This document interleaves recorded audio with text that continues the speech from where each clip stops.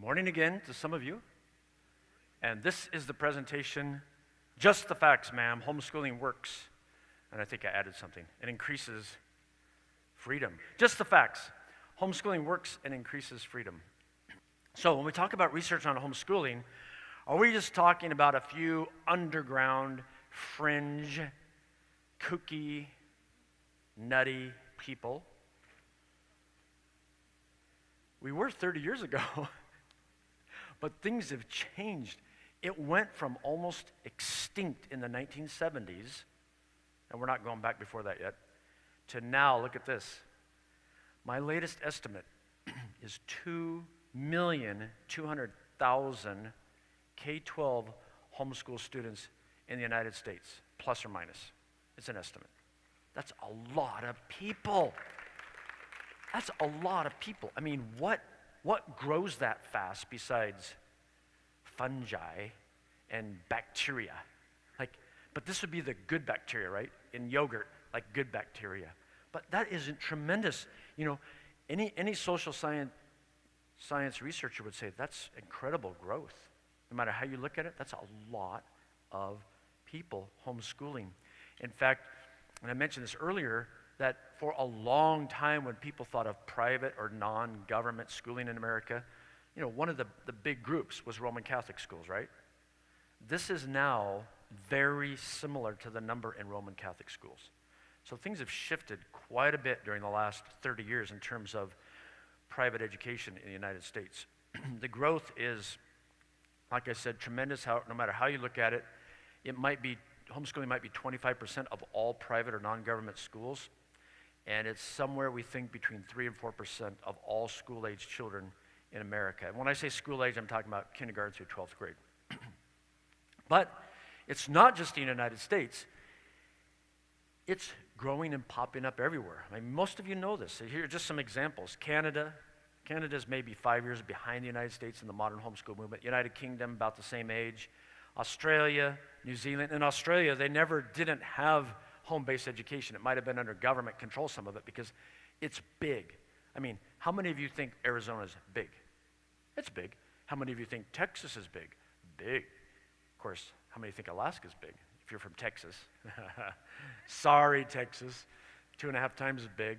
But Australia, huge. It's a long ways. So they've always had, or for a long time, they've had a program called distance education. Japan, homeschooling is growing in Japan now. Well, Germany, it's a little rough. Not a little rough, it's very rough. The Czech Republic, Hungary, Lithuania. I've got to visit a number of these places, and people are excited about homeschooling. South Korea, Mexico, Brazil. It's illegal there, but it's growing. Kind of hard to stop them. And next spring, we're going to have a global home education conference, the second one. The first one we had, I didn't design this, but you can guess why maybe somebody did this. We had in Germany, in Berlin, and the next one we're having in Brazil, right in the backyard of where you're not supposed to do it, right? But that's probably the way attorneys do things. Oh, man. So one of the first questions that people asked in doing research on homeschooling is, who home educates and who does not? I like this little cartoon. The lady standing there with 12 children under age 15 and the pollsters at the door. And she says, no, I'm not in favor of homeschooling. She knows what's involved. She doesn't want to do that. So who home educates? I'm going to talk a little bit about basic demographics. And think about different variables you might wonder about. Like say, go ahead and yell something out. Even though we're recording, it's fun to let people yell. What's some variable you're interested in? Income, and then what was that? Called, okay, so maybe this won't be a good idea. It's hard for me to hear. Income levels. Homeschool families, on average, are median income for families with children. I'm going to give you the averages, okay? How about parent education level? On average, homeschool parents have a little more formal education than the national average. Maybe 1 year of college, 1 year more. How about what? Where do they live geographically? Well, I'll tell you averages now. Urban, suburban, rural is relatively close now to the general population's distribution. What else? Somebody help me here. Number of children. That one's different. Has anybody gone out in the parking lot? Oh, there's no parking lot here. But you go to some homeschool conferences, there's a big parking lot at a church or at a smaller convention center. And what's out there? No. White 12-passenger, 15-passenger vans. Okay. If you only have a minivan, you should feel guilty. Okay.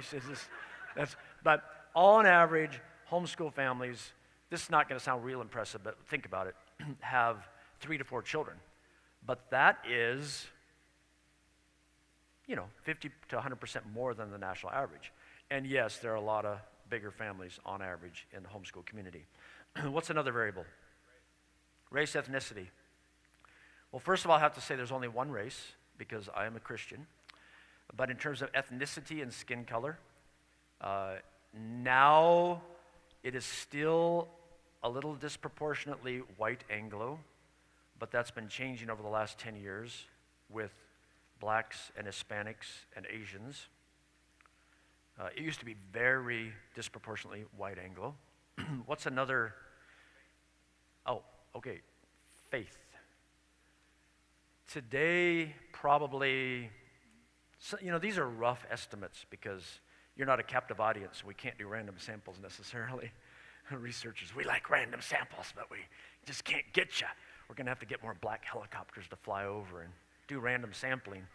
But probably 75% would say they are Christians, as in Bible-believing Christians.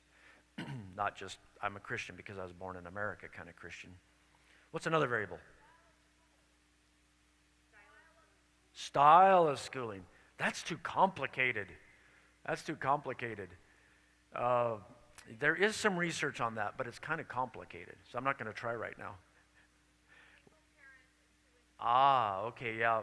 So disproportionately, 2-parent families, disproportionately a dad working outside the home and the main income provider.